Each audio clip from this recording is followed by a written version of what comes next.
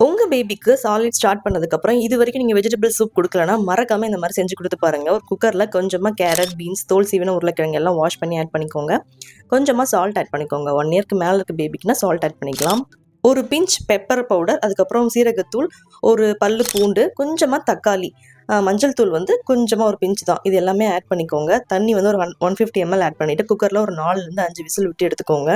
8 மந்த்ஸ்க்கு மேல இருக்க பேபிஸ்க்கு மட்டும் ஸ்பைசஸ் ஆட் பண்ணிக்கோங்க. பெப்பர், கியூமின், டர்மரிக் பவுடர்லாம் இல்லன்னா தேவையில்ல. அதுக்கப்புறம் ஒரு மிக்ஸிலயோ, இல்ல இந்த மாரி ஒரு பிளெண்டர்லயோ போட்டு நல்லா பிளெண்ட் பண்ணிக்கோங்க. ஸோ கதிர்குட்டிக்கு பார்த்தீங்கன்னா, இந்த சவுண்ட் பார்த்தா பயம் வரும். அதனால தான் வந்து கத்துறான். பேபிக்கு வந்து இப்போ உங்களுக்கு 6 to 8 மந்த் தான் இருக்கிறாங்க அப்படின்னா, நீங்க வந்து ஃபில்டர் பண்ணி அந்த வாட்டர மட்டும் குடுங்க. அப்பதான் உங்களுக்கு ப்ராப்பரா டைஜெஷன் ஆகும். 8 மந்த்க்கு மேல இருக்க பேபிக்குன்னா, நீங்க ஃபில்டரே பண்ண தேவையில்ல. அப்படியே இந்த மாரி அரைச்சு குடுத்துக்கலாம். கொஞ்சமா வந்து கீ ஆட் பண்ணிக்கிறேன். அவ்வளோதாங்க வெஜிடபிள் சூப் ரெடி.